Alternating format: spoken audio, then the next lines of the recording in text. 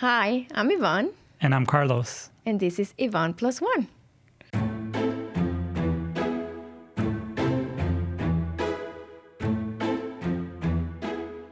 Welcome. We are going to be exploring the urban legends from Colorado. I'm excited. They have crazy ones. We're going to be talking about little creatures that could even be bad or could help you survive. Or we're going to talk about the most haunted hotel in the world and a gigantic creature that only likes eating tourists and the most haunted road in the United States. Those are the urban legends we are going to be talking today. Awesome. Let's get into it. Let's get into it. Colorado, one of the things that I found that it was particularly interesting, it is that it has a lot of ghost towns, like almost as many ghost towns as actual real towns. In Pierre, a website called... Wait a minute, what? It has the same amount of ghost towns? Almost the same amount. How's that possible? Well, the thing is that a long time ago, during the gold rush era, a lot of people came. And, you know, when they were trying to find gold, they will build these little towns. But once the gold was gone, they just left. So the towns still exist today. They just left them. They just left them. So there's about 500 ghost towns and about 650 real towns. Like towns is including cities? Well, like cities, like I guess where people live. What's the definition of a ghost town? It just means that there's nobody living there, or Pretty what's a much. ghost town? That's how I take it. There's nobody, or if maybe a couple people, but mostly abandoned cities, or that they So once weird. had people, but not anymore. Wow. And you know, this is during the gold rush era, so I don't know how It might good be those tiny. houses were. Like we call it town, and it's like one block. Four houses. Like 30 people live there, and that's a town. Yeah, and I don't know, but it is very curious, right? Like how many people established themselves. I mean, unless every block was considered a town. Okay, there's one town, another town. And it was around each mine. I don't know how many mines were in there. Probably a lot. Each mine, wow. Well, that's how I picture it. I didn't Google it, so. But that's how I picture it. When you find the gold, you had a mine, and then people will go there. But anyhow, the first legend is actually about found in mines. That's what I thought it was like so interesting. But it is the legend of the Thommyknockers, and it's said that in the 1820s, the Cornish immigrants from the United Kingdom came over and brought these legends about these little creatures that were about 2 feet tall. They have like greenish skin color. They were dressed with mini miner's gown, which I thought it was pretty cute. They have big heads. They have white whiskers, and sometimes they might like find themselves like with tools and stuff. Where like did that. the people come from? You said in England. From the Cornish immigrants in the United Kingdom. Were they from the Irish, by the way? Are we talking leprechauns here? Well, they say they are related to that. Because it could be the same people that they just brought their leprechauns back from their But countries. this, I guess, I don't think leprechauns are associated with mines, but this one specifically, they live inside the mines. Interesting. But they are pretty much look like that. They're like gnome-like creatures with big heads and long arms. Did you research the gnomes at all? Like, what's the story behind that? Maybe we got to do that. No. Well, what do you mean? What's the story behind that?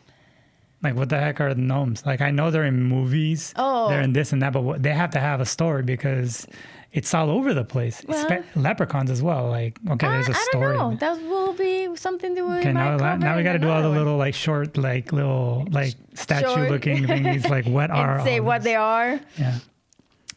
So, like I said, so they could bring you wealth, so they can try to show you what the goal is, or they can bring you misery, death, or they can be mischievous. They can try to steal your food if you left it out, or steal your tools, like poke you or knock your hats off, turn the lights off. people say, like the miners will say that they can hear them laughing or running at the background, like at the back of the mines. So it could be, they can be misbehave or be good or bad. So like when they're good, and that's the reason they're called the Thommyknockers, they warn the miners about the caves probably are gonna collapse. So what they will do is knock. So the miners will know that when they hear a knock, knock, knock, they will have to get out of the mine before it collapses. Now the miners, being grateful that these Thommyknockers were warning them, they will leave them food behind to try to show their appreciation. So, by the way, the other What name... kind of food did they say? They never specify, no. I mean, they what time is it? What years is this? The 1800s. So probably... I don't know what Americana food was back then. Yeah. I mean, if these are all like foreigners, because I guess this is the gold rush. This is people coming from Europe. Mix of anywhere, it's just a bunch of foreigners. I mean, Or everybody in the locals U.S. at the time was foreigners pretty much. But yeah. Now, when they were mischievous, not mischievous, when they were like bad, or they were trying to lure you to the back of the mines or to do something that will actually kill you. Now, there's stories about a mine, specifically a mine called Mamier R Mine in Cripple Creek, Colorado. It is questionable if this mine exists because nobody had ever found it. You know, like you can try to locate an actual mine, but this one, nobody knows if it existed or not. But the story is that one of the miners named Hank Bull, he heard a little boy at the back of one of the tunnels that was just dug in. So it didn't have any of the safety nets yet. Like, you know how they build like the wood around to kind of make sure that it's safe to go and mine that way. It's like a protection. I mean, I've seen it in Disneyland when they do like a ride. In Minecraft, yeah. But it was like it's an structure to kind of protect, to make sure that the cave won't collapse on you, right? Okay. So he heard a little boy there, so he went to look for him, and all of a sudden he starts screaming, and all the other miners came running to try to help, and when they got there, they saw the mine collapsing on top of Hank and kill him. So now they say that sometimes they can see him like walking on the back of some of the tunnels. Of the mine that nobody knows where if it existed or not. Exactly. Awesome. Now, when that happened, most of the miners was like, oh no, this is too dangerous. They left, and so just a few of them stayed to work. And the ones that stay are the ones that say that they can see him around, or they can hear like laughter or somebody walking and there's nobody there, or somebody like talking in the back of the mines. Now, some of the miners will say that there was like something messing up with the machine called the windlass. The windlass was like the machine that they used to bring buckets up and down of the mine to either bring out the ore or the dirt or anything, or bring in whatever they needed it. And because sometimes they will hear like, they have like a way to let each other know. Did people go up and down that thing? Do you know? You know, some people say they do. You're not supposed to. How would they go? How else would they get down? Is there like ladders and stuff or what?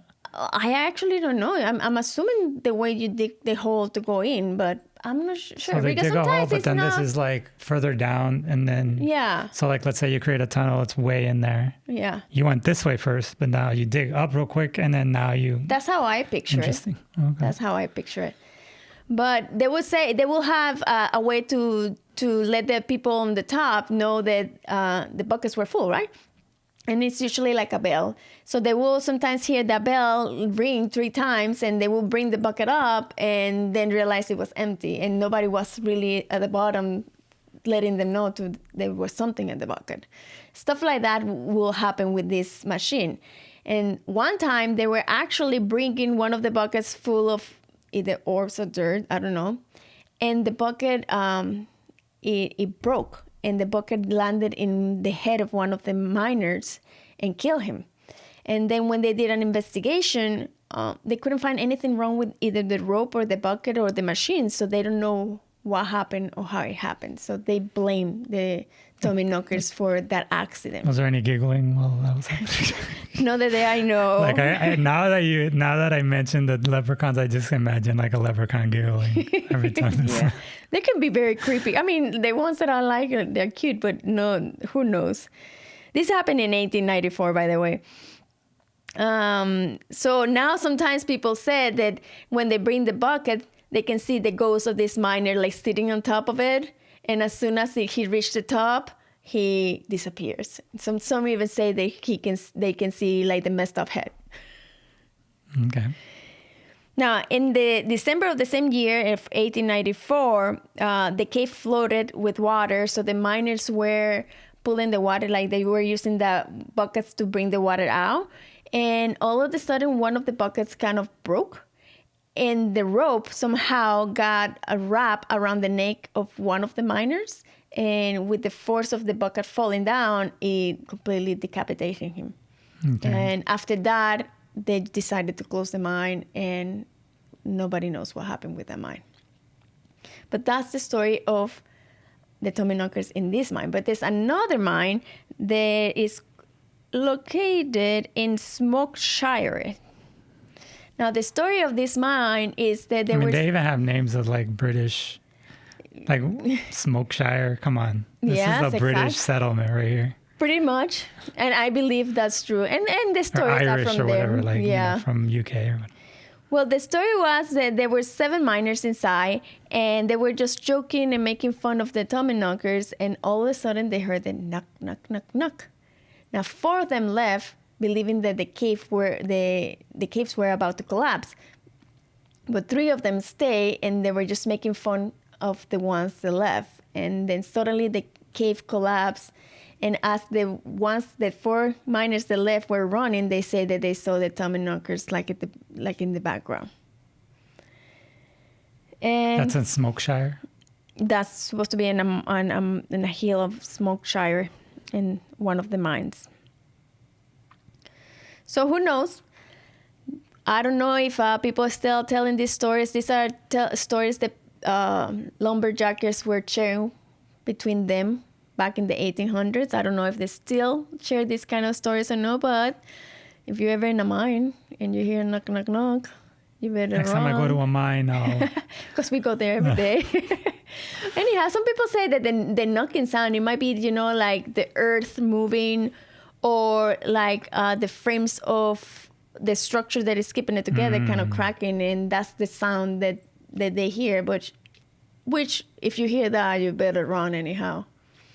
And then you just add it in your mind, the 4 little leprechauns, the 4 little leprechauns staring at you. Exactly. And greenish leprechauns. That doesn't account for the laughing, but I guess that could be wind or... And the voices. Yeah, I don't know. Crazy stuff. I can see the wind. The wind can be, because those tunnels might... I'm sure those people were in the darkness for a long time, like... For what I was reading about mines, they do several tunnels, like to bring clean air, to take out dirty earth, air, and like the one where you actually move the mine. Like they do different tunnels for that. So it could be wind, I don't know. But that's the legend of the Thommyknockers from Colorado. Amazing. Now, if we were going to rate it of how good or bad this legend or scary, how would you rate it? On a scale of 1 to 5. 1 to 5, so 5 being the best. Yes. Or 5 being a great story. I would say 3, only because, like I said, I already connected the leprechauns to it. We already have the wood breaking could be the knocks, and then the wind could be just voices. It could be interpreted as voices. So okay. And also, there's no like you said, you were trying to find the documentation, and then you don't know where the actual mines were. Some of them are just like nobody knows where the mines were. It's a legend, so most of these things. I know, but at least have one location where the legend started. You know what I mean? Like that's just weird. So I'll say a 3. It's an interesting story. It could be possible, but there's just so many questions. I don't think so. 3 out of 5 is not that bad. Yeah. Okay, so our second legend that we're gonna talk about is the most haunted hotel Not only in the United States, but in the world. According to who? According to the internet. According to their website. Exactly. No, not the Because I love it when website. It's people not sell. the hotel website. It's like everywhere you look for it, they say it's the most. It was rated the most haunted hotel in the world. I hate it when you just go to like a bunch of like hamburger places. They're like #1 hamburger in X state or #1 hamburger in the world. Or, And then the first. Yeah, there's no way to verify it. Everybody's just the first, the one #1. Anyhow, it's the Stanley Hotel. And the Stanley Hotel, it was built in 1909 in Eastern Park, Colorado by Friedland Stanley. And it was supposed to be like a luxurious. You have to say it like that, even though it forces you to say it. It's supposed to be a mountain retreat and looking over the Rocky Mountains. Okay. So it was mostly for rich people back then. Mm-hmm. So around the 70s, the hotel was pretty much dying. I mean, it wasn't kept very well because they didn't have money to keep the hotel. And one time in 1974, Stephen King stayed there, right? So he and his wife just went and said, hey, can we stay the night? And they stayed there. And the hotel, it was about to close. Like the following day they were going to close for the winter because they only opened Stephen King, the author, right? Mm-hmm. He's like an author of for those that don't know, I think he's a horror guy. I was just talking about that recently I saw him on Twitter and he was arguing, obviously Twitter, that's all that people do, argue with people online. And he was arguing with somebody, another, I guess, Twitter guy, and about politics or something. But I was like, dude, that guy's still alive. I was like, I feel like ever since I was born, like there's been, or at least I can remember, not born. When I can remember, there's been stories from Stephen King. And then I looked and then there's literally new books. So like, I have no clue how many books he has, but I'm pretty sure he just has a lot. Yeah, because that guy was basically saying you're just a washed up, writer. But I was like looking up and he's still, because he's saying something like, all your books are just in grocery stores and stuff. But because you can find his books anywhere, I guess. Mm-hmm. But they're pretty famous. So. But it's pretty crazy that he's so like prolific writer. Yeah. And I don't know how old he is now. I wonder if he even writes his own stuff now, because I know a lot of those people, they do ghostwriting or whatever, which is basically get somebody else to write your books under your name. And you just approve it, like you have an initial story.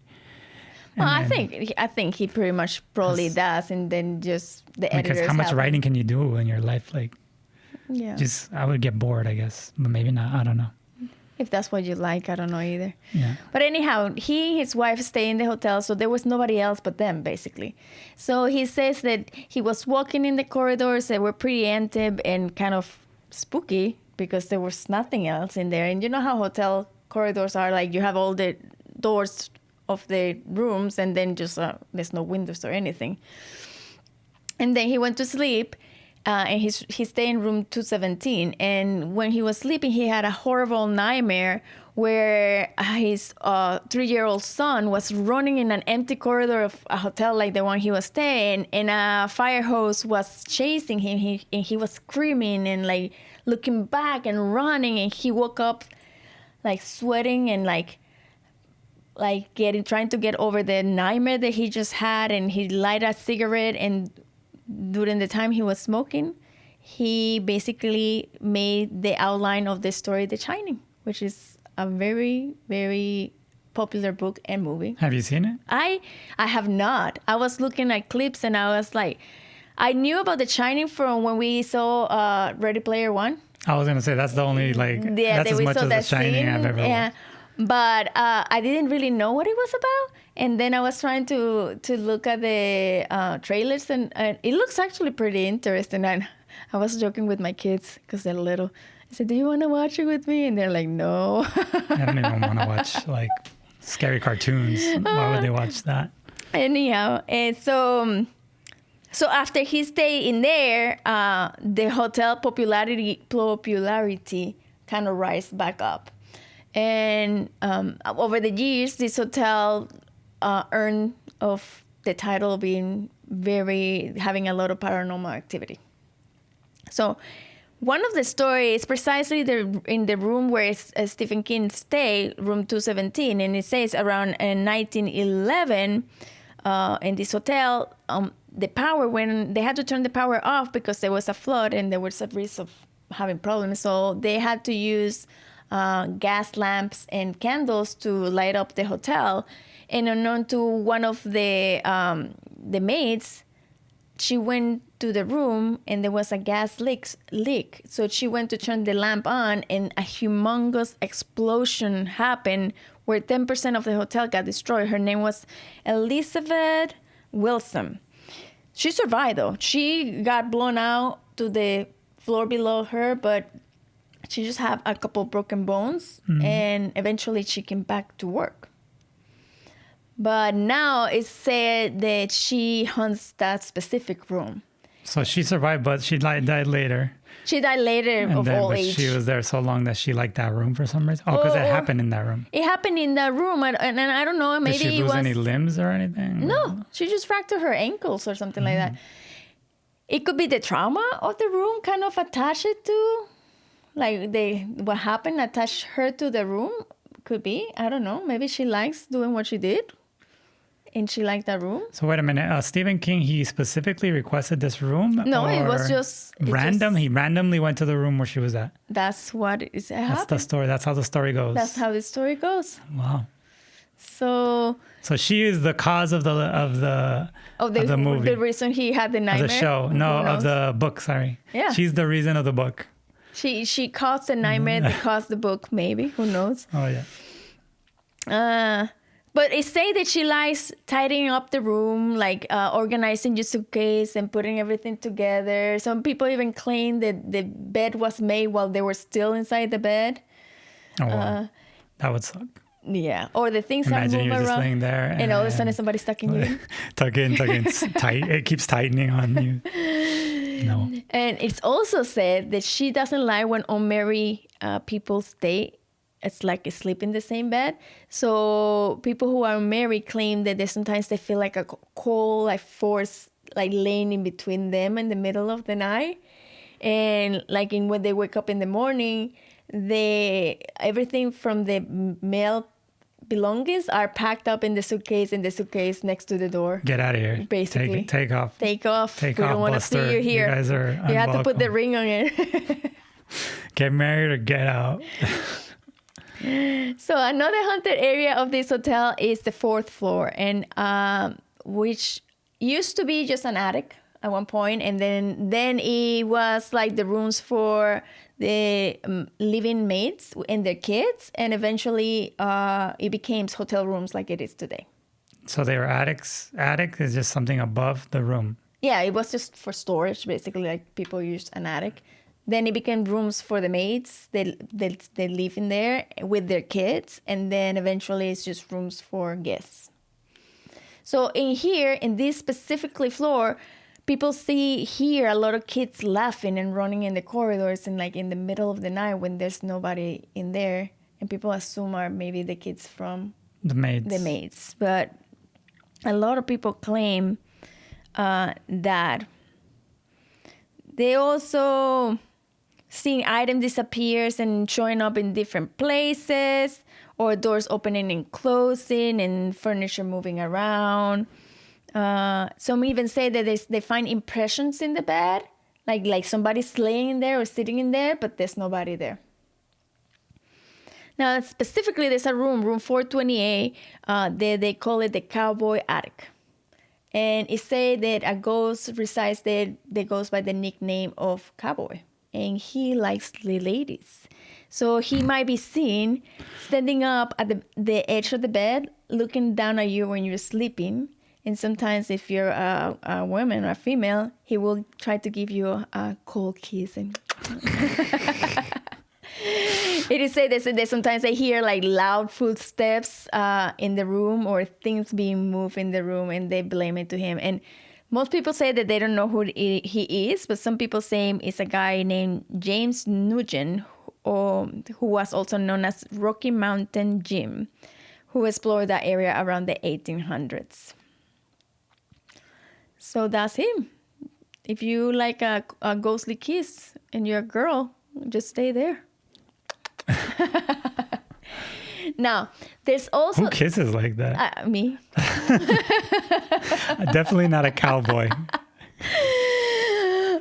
Anyhow. How does a cowboy kiss? I don't know, but it ain't going to be like that. That doesn't seem right. Yeah. Like, imagine if a cowboy did that, you'd be freaked out. I picture, I don't know. That would be freaked out. That would be the worst. Run. There's also a stairway that connects the lobby with the second floor, and it's kind of that old-fashioned stairway that it kind of goes like, it kind of curves a little bit up like this. Yeah. Like, Those you know, like the old Titanic. school. Yeah. Like you see in the movie. Yeah. I don't know if the Titanic actually had that, but probably because they were pretty. It kind of looks faithful like to that, the right? In the original. movie, they kind of have that staircase that kind of goes like Yeah, that. yeah. They have a staircase in there that connects the lobby with the second floor.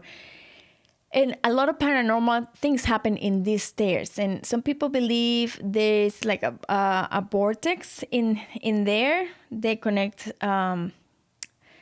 with like the spiritual world. People have captured pictures of in two occasions, so two different ghosts. One, it was at the top of the stairs. She was wearing a black dress, like an 1800 kind of black dress, and she can either be looking like she's about to go down or just like she's standing in there looking down. And another one was doing a couple were doing one of the ghost tours that they do. And there was a bunch of other people in there, and they usually recommend for you to take a lot of pictures to see if you capture something. Mm-hmm. And so they didn't see anything when it happened. Just after they saw in the picture, they looked like a girl, like a early teenager girl in a white dress walking up the stairs. And you can see nobody they were standing in there, because there were a lot of people like sitting and standing in there. Nobody was looking at that girl, which is freaky. And you can see both of those pictures online everywhere. It's a real picture that they posted. People posted. Did they say what year that was? No, I don't know what year that was. But it's a camera. Does it look like a digital camera, or is it more like old school, like 1900 camera? Or whatever? No. It's more. It's like a newer. Recently. Yeah, okay. yeah. Now, the concert hall is also said to be very haunted, and specifically by the wife of Stanley, her name was Flora. And people had sometimes seen her wearing a white dress, like walking around the concert hall. Who was Flora? The wife of Stanley. Yeah. So Stanley is the owner of the Stanley Hotel. Yeah. So she seems sometimes being walking around in the concert hall, and sometimes they hear classical music being played in the piano when nobody's there. And she used to do that when she was alive. So they think it's her. Mm-hmm. Yeah. So do they know what songs she played? Is it the same songs? Why do they think it's her? Just because she played they the piano? don't specify. They just say they're hearing like piano being played. So, and I found a couple of different people commenting in posts saying that they heard music, and that they tried to find out and they couldn't figure it out, which is interesting. Now, I'm sure they can just have speakers there though. Yeah, anything can happen. Anyhow, there's also a story of a girl that it said she was a runaway a long time ago, like a long time ago. She was a runaway, and she was hiding in the basement of this concert hall, and she was hiding for several days, and all of a sudden they found her, and they basically kicked her out of the hotel. And in that night, the temperatures really dropped, and she died of hypothermia. And now they say that she's haunting the basement. She's angry. I don't know if she's angry or she's just trying to find comfort, and that was her warm She wanted to place. live in the basement, and they didn't let her. And I mean, but now there's no, you know how usually you can find records of somebody being kicked out of the hotel or anything like that. There's no records that ever happened. So we don't know if this story is true either. Is there a log? I don't know. Do hotels keep logs of things? They usually do. I know, like in on a the ship, newspapers you have sometimes. like a ship, I mean, which is like... if a dead girl is found, it usually appears in the newspapers back in that time. Yeah. That's true. They also have a pet cemetery, and they claim that two little pets, they still be Is that where the seen. movie The Pet Cemetery is from? I know there's a horror movie. Probably because it's like, that's just very weird. Because you're saying this is the most haunted hotel, so I bet you It is that the based in Pet here. Cemetery is based on that. Now I want to find out. I don't 'cause know. That makes perfect sense. But I don't know. One of the pets is a dog, a golden retriever, and his name is Cassie. And he used to deliver the newspapers when, back in the day, like he will go door to door giving the newspapers. So people say they can hear the scratches in the door as like a dog is scratching the door. But that's obviously there's nothing. And there's also a white cat that the people have seen around, and her name is Camache, which I think is pretty cool. But they're not dangerous. They don't attack. They don't scare. It's just they're regular just, pets. They're just roaming around, living their life as a ghostly pet in the beautiful hotel. I mean, the hotel views are gorgeous because you can see all the Rocky Mountains, and We gotta go to beautiful. Colorado one day. Now, this is a few of the things that I have found people claim have seen or heard, like hearing. Like somebody's dragging a desk in the middle of the night, smelling tobacco smoke out of nowhere, feeling like people are walking in the room, faucets turning on and on, toilets On and on? on and on and off, toilet flushing on their own, like somebody was pulling their hair, or somebody slamming the door in front of them, and they seem orbs in the pictures that they've taken. And some people even claim that they have waken up and have scratches in their arms and they don't know why, which is very spooky. Now today, this hotel, I mean, it like the Hotel Coronado, it welcomes a lot of these ghost stories. And you can actually participate in a theatrical science, which I quote, is called 13, and it's an intimate and immersive theatrical experience that will bring you face to face with the spirits past of the Stanley Hotel. So you have to be 18 years or older, but they have a circular table and they're supposed to try to contact the spirits from the past. Or you can also do a ghost tour, which they have a lot of them in Halloween especially, but they have them all the time. Or you can stay in there. And apparently I keep hearing that if you want to stay specifically in room 217, which is where big stuff happens. Which supposedly a lot of things happen and where Stephen King stay, you have a long waiting list. So if you want to do that, plan ahead.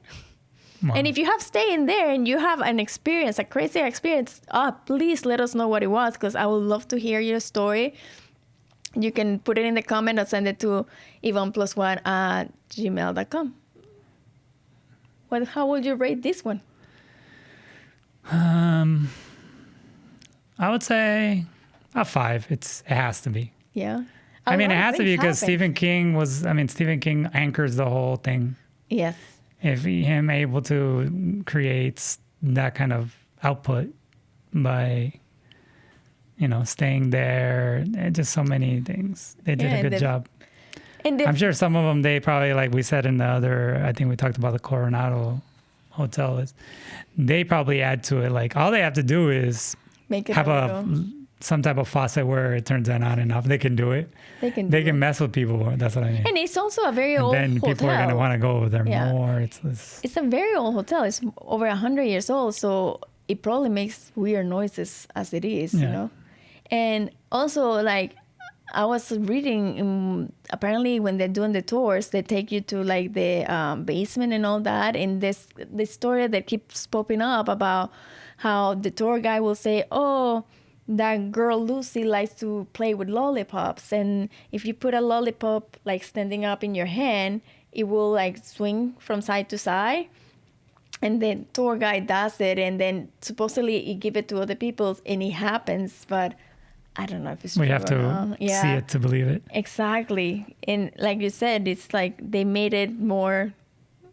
They embrace the situation that brings people to the hotel. Mm-hmm. But still, I'll give it a solid 5 just because it has a lot of stuff and it seems none of it is too far off. Yeah. And the Hotel is beautiful. So even if you don't experience anything, just going there, it will be a good experience. Mm-hmm.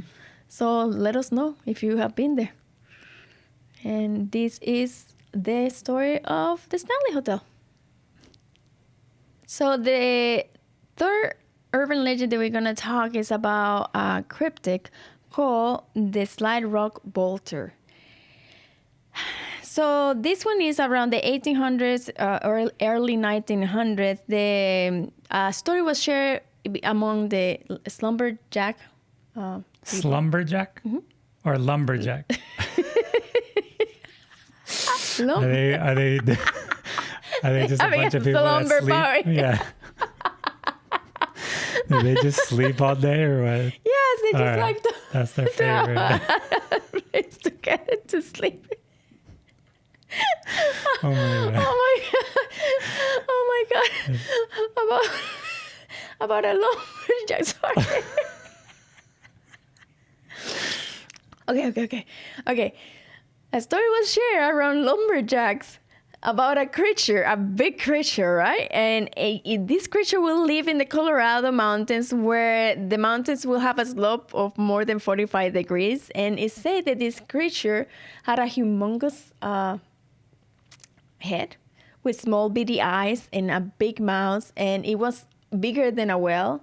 And it had a tail kind of like a dolphin with hooks at the end. And so the creature will hook his tail to the top of the mountain and be hanging basically from the mountain, looking down, waiting for a prey. And the prey was no one else but tourists. So I'm assuming if you were a local, you were safe. But apparently he only liked to eat tourists. What year was this? This is like late 1800s, early 1900s. And there's a bunch of tourists at this time. Yeah, and I don't know how you identify one from the other. Because everybody probably wore the same clothes back then.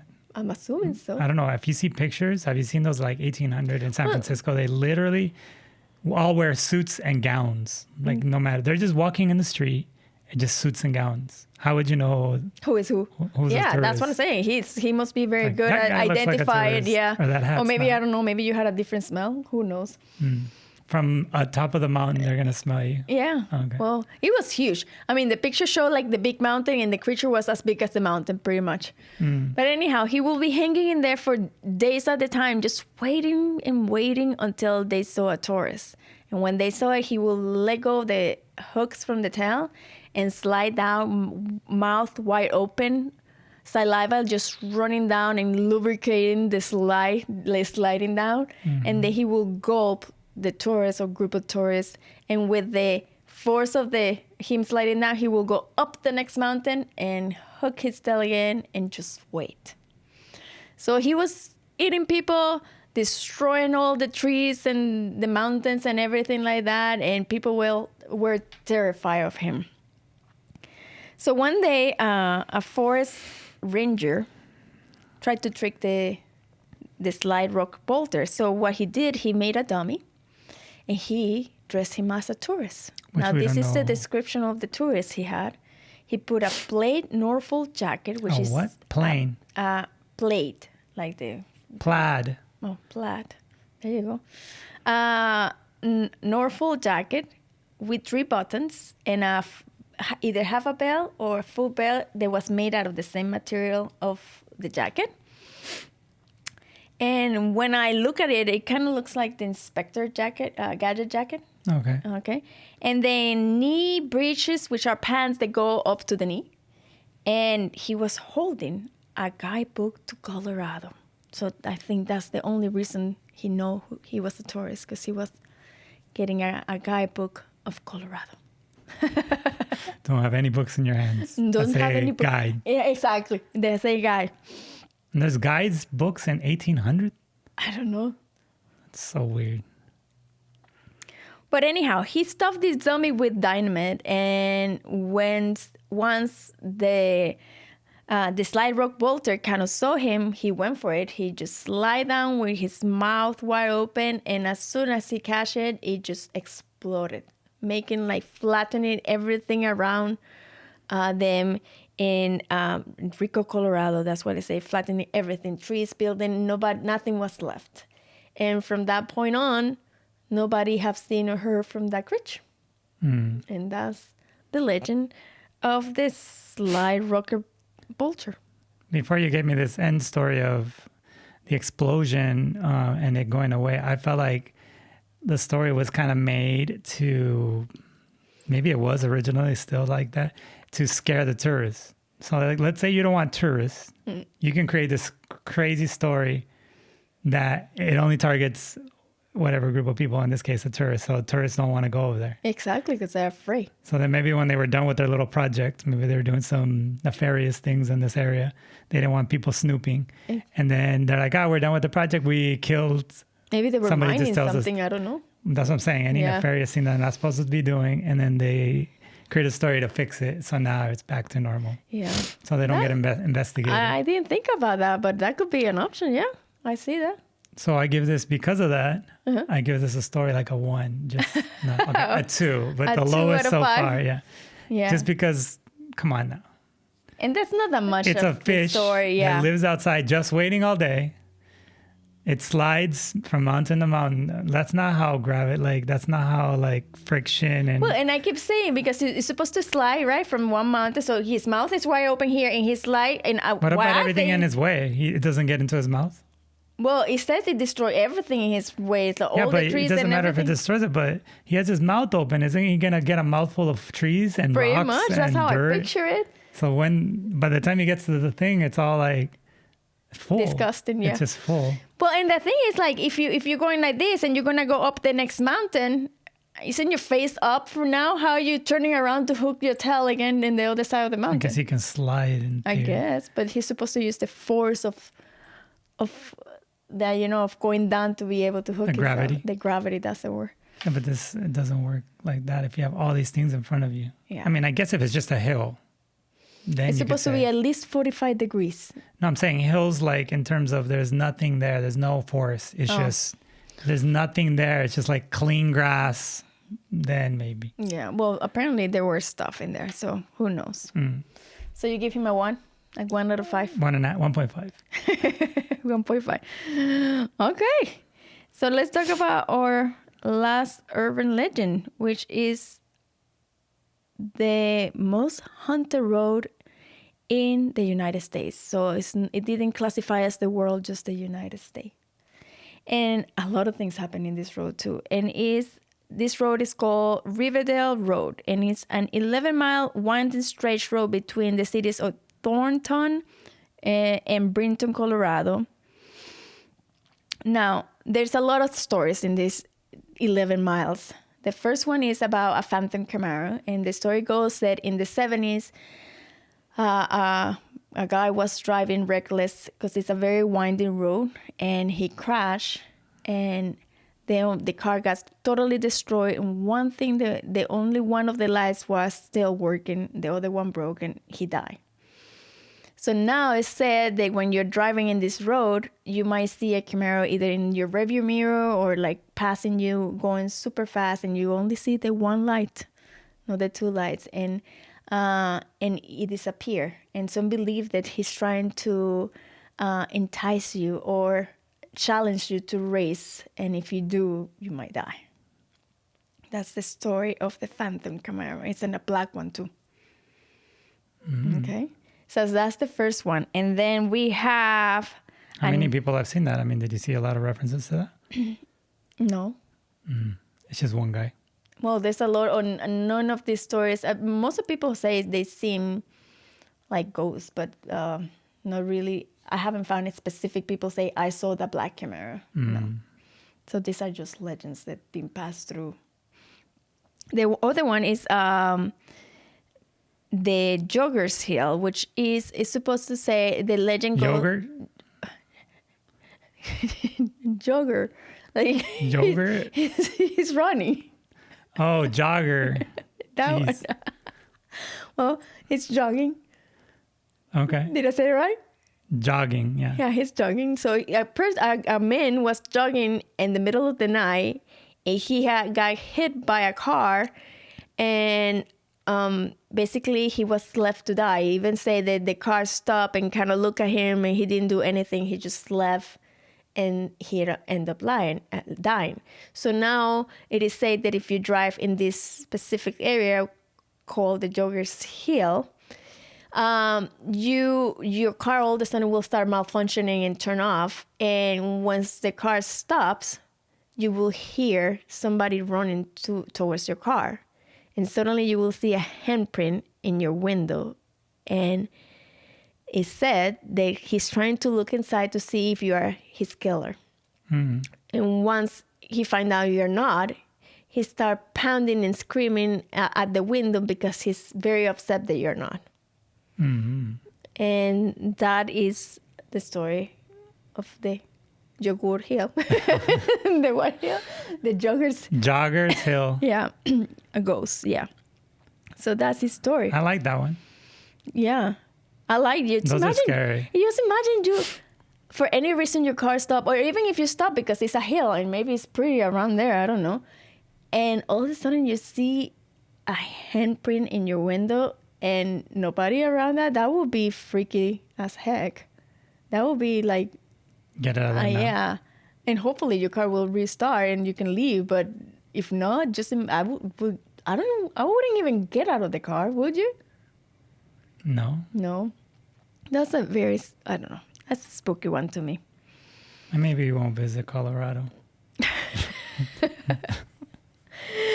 There's also the story of a little boy, and that he was walking to school and he was run over by a car and was killed. And now the story goes that he goes walking at night and he will leave bloody handprints in all the street signs. And people claim that they seen these little prints and that they are in different places at different times.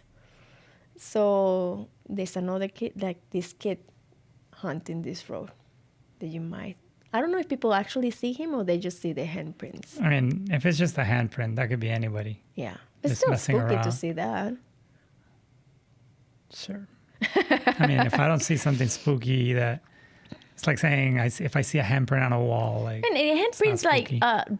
all blood, it usually turns brown. So maybe you might assume I'm it's sure like there's a way dirt to or make it something. look real. You know, Yeah.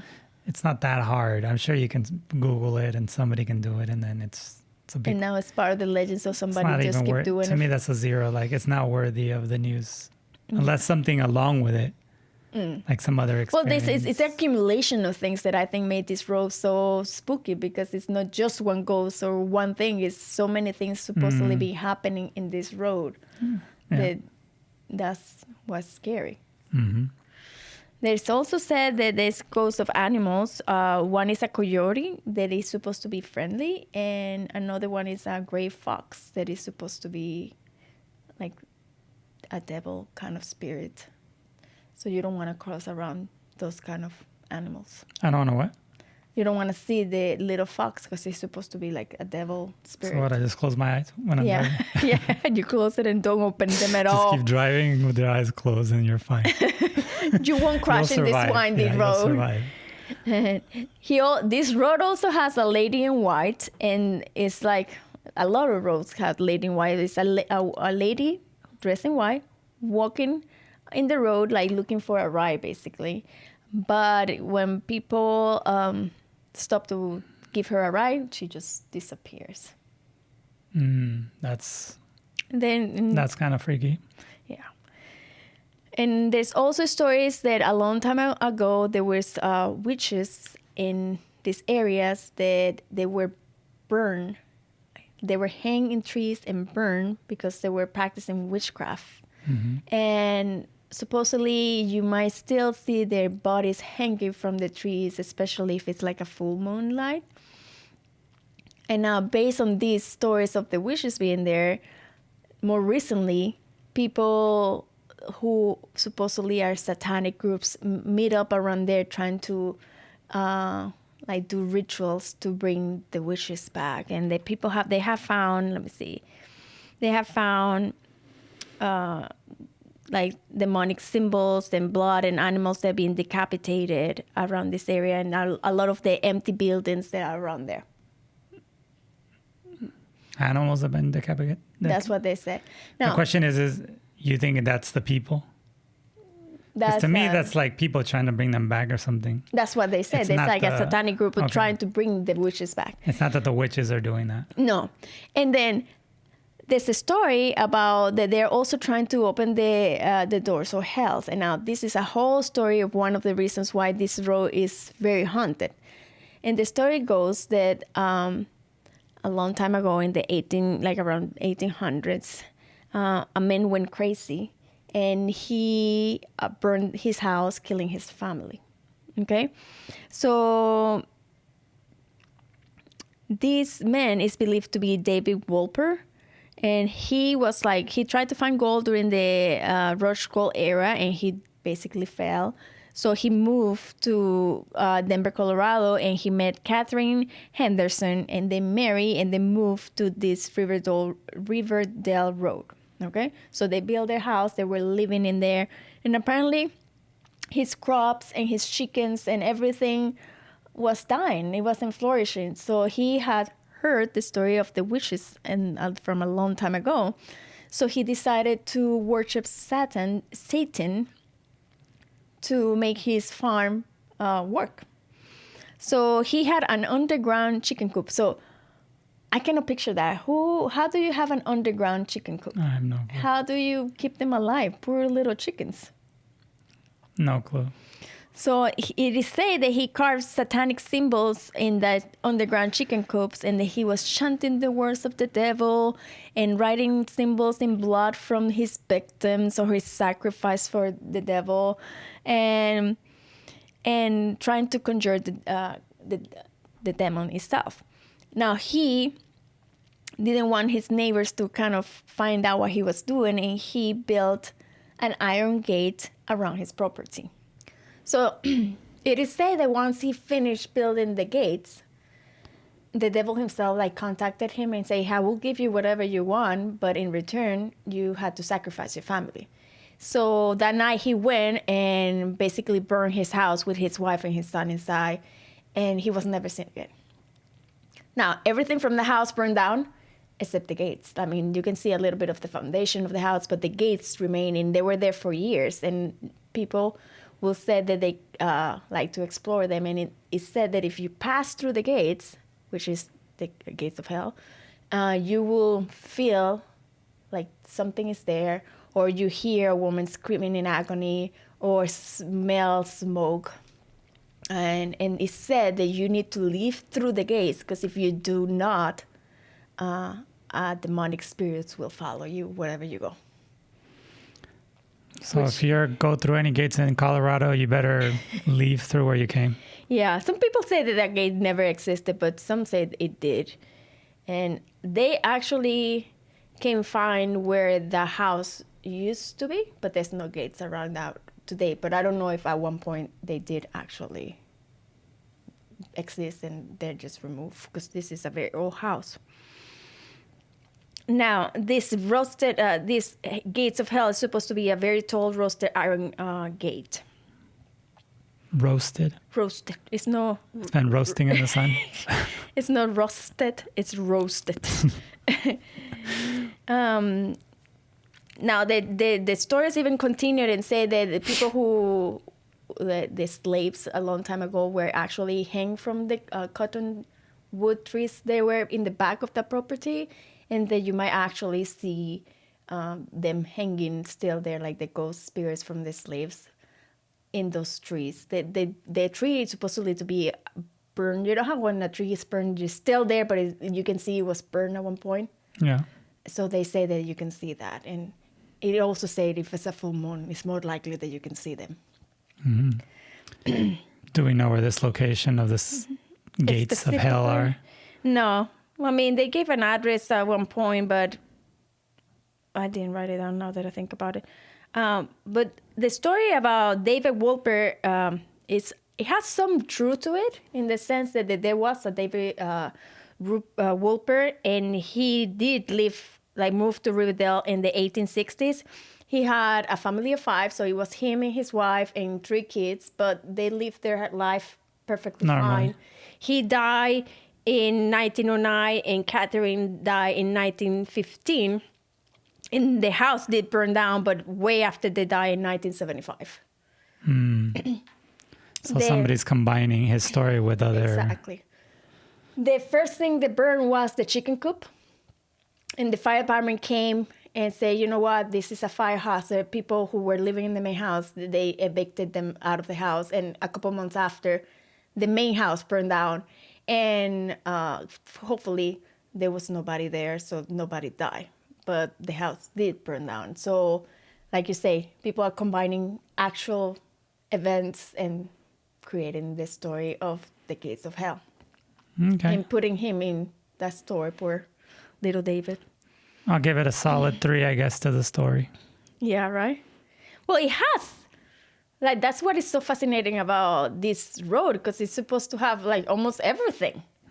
Like, from phantom cars to kids, Stuff ghosts, happening. animals, lady kinda in like white. the And they hotel. even say that the lady in white, people said that it's the actual, is Catherine, his wife, that she's looking either for her husband or for her kids.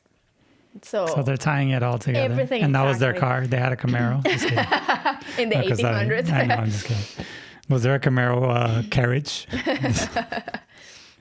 But that's the story of the most haunted road in the United States. Very cool. So you gave it how many stars?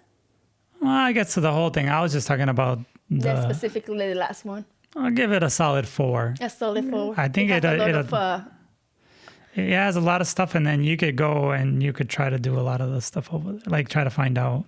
yeah. And the before it used to be a very rural area. There was mostly trees and stuff like that, but now they're kind of building stuff. And that underground chicken coop, like I said, people will go like urban explorers to kind of check out where everything was, and people will add the graffitis and stuff like that. But eventually, somewhere in the 90s, they filled that up, and now it's like flat area, and there's nothing in there.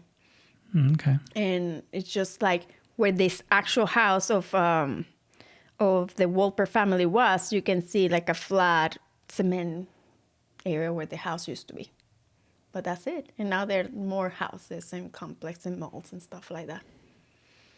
But this is it. Solid 4 then. The solid 4.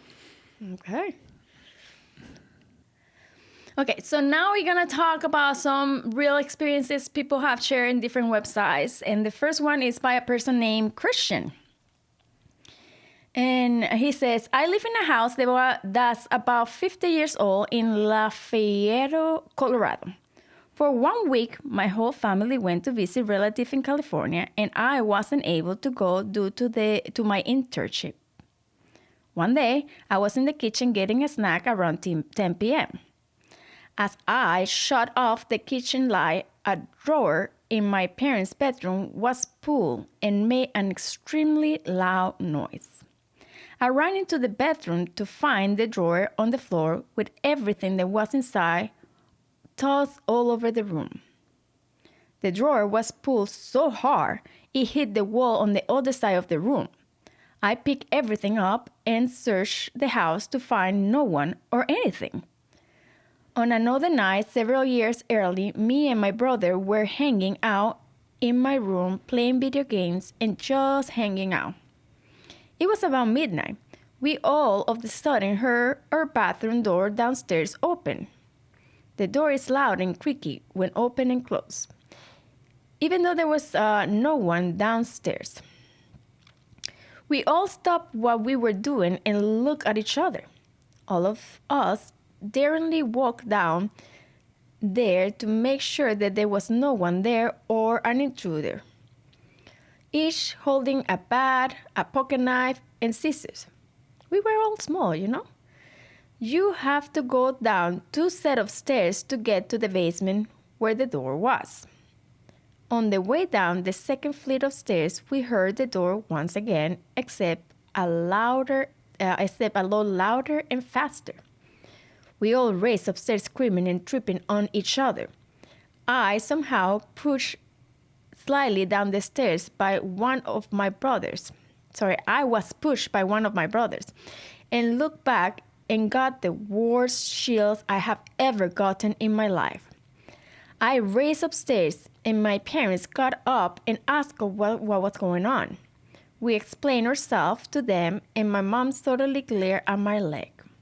I looked down to find blood all over my sock and 2 bleeding scratches or cuts. I was confused because I never felt it happen. And although it could have been my brother's scissors, I have the feeling it was not. How do you rate this spooky story? This is supposed to be a real story. A person named Christian, happened to him. Solid 3. Solid 3. I think Wasn't that scary? I always have said that I feel like it's even more it's spooky to see something or hear something, but it's more spooky where you have like a physical evidence that something happened, like the scratches, and you don't know how it happens. For me, that makes it even worse. Definitely. Yeah. Okay. And then this story is by April. I spent a night at the Stanley Hotel about 3 years ago. I had several experiences. First, I saw a cowboy sprinting by on the second floor as I was going up the staircase. I remember thinking it was weird someone would be dressed like that in the hotel, and also weird that he was running so fast, but he was silent. There was no sound to his feet hitting the floor. My husband was already in the second floor heading to the room, and the cowboy would have run by him. When we got into the room, I said something to my husband about how weird that cowboy was, and he had no idea what I was talking about. So she saw maybe the cowboy from the 4th floor. I don't know. But this was in the 2nd floor. Maybe he was visiting another There's a floor. hotel?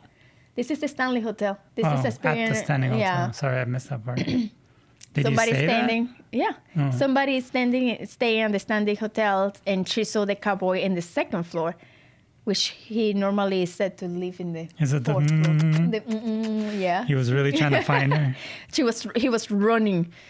But anyhow, she continues. That night we took the ghost tour in the basement of the concert hall, I had a weird experience. A weird experience enough that I do not care to ever go back there. I could not be in the caretaker's room. Entering the rooms will cause me to have a severe headache, as if I had a pointed object pressed into my forehead. When I went back in the hall, the pain went away right away. Re-entering the room, and I instantly returned to my forehead. In the other rooms across the hall, myself and another lady were the last 2 in the room after the tour guide had already walked out with the flashlight. The door to the room closed on us. We stood there for a moment in complete shock that the door very deliberately shut, and we were in the dark with everybody else in the hall. A second later, I felt a feeling of statics or pins and needles starting from my ankle and going all the way back up my back. The other lady said her hair was being pulled. I wasn't pulling her hair. The guy opened the door, and we ran out of there. In the tunnel beneath the hotel, I caught an orb in a photo, and after the tour, we went to the hotel bar and were comparing photos with other couples. The other couple caught a terrifying image of a very tall entity that looked like a demonic pirate, for lack of a better way of describing it. We could make out a beard and a long nose. It looked evil, and it was in the hallway standing right behind the lady as her husband took the photo. It was the hall directly outside the door of the room that caused my head to hurt. That's a good story. Yeah. I'll give that a solid 4. Solid 4? Yeah. It's 4.5. I like that it's a pirate entity with a beard and a long nose. Especially because it ties into... To the hotel. Yeah. But there's several people who have like experiences like that. If you go to Reddit and all that, you can find some more, but it's interesting. Now, the next story is by Jody, and it's called The Rocking Chair. I grew up in Colorado Springs, Colorado. Our house was a new construction and we were the first occupants. Moving in... Wait. God,